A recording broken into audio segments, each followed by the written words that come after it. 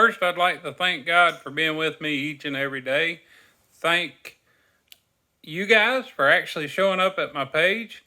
Thank my mother and father for everything that they've done to get me this far. Also, if you'd like to buy one of my pictures, links in the bio. Raw vanilla beans inside of heavy whipping cream, set on low heat until the outsides start bubbling. Once you start seeing bubbles on the side, time to add this mixture into your eggs. For the eggs, use 6 yolks and a half a cup of sugar.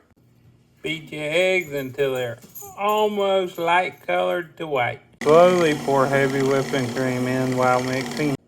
Let set 2 minutes. Take a large baking pan, put 4 ramekins in it, fill it with water,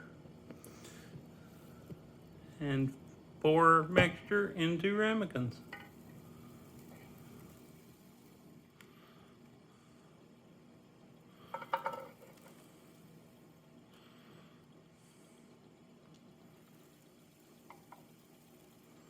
If you notice, I'm doing them about 3/4 of the way full. Then filling them up from the bottom.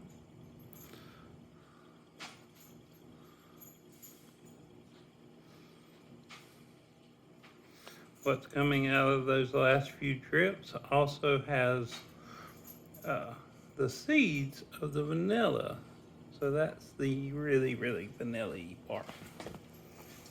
Once you have it, place in the oven. Place in the oven, 300 degrees, 40 minutes. And they get a little spot of brown on the top. A knife goes through them, comes out clean. Put them on the dry cooling rack. After sitting on a cooling rack for about 45 minutes to an hour, take your cremes, put them in the refrigerator until cold, usually about an hour. After an hour, back to the refrigerator, get your creme out, add brown sugar to the top. After the brown sugar is evenly distributed, I use a propane benzomatic torch. Pretty much any torch will work. The kitchen torches work, they say, the best, but I have had more luck with this torch than I have with a kitchen torch. And you go around real slowly, real evenly around the whole thing until that sugar crystallizes. I'm moving typically, this is so I can film and actually accomplish this. Typically, I would actually move the ramekin to actually slide it around instead of just moving the torch. I would spin the ramekin, but in order for me to film, I'm actually doing it with the torch.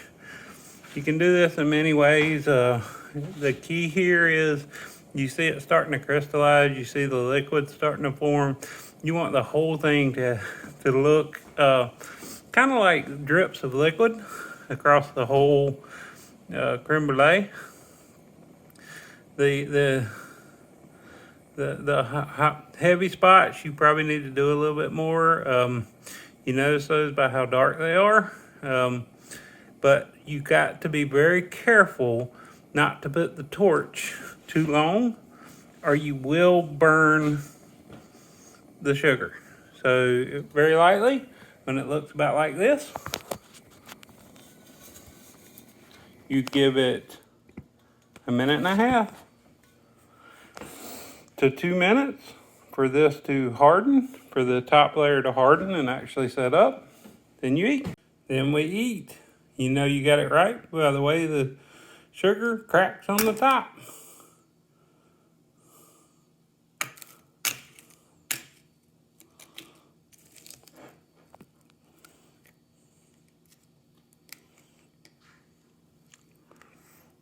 Good enough to make you want to smack your grandma.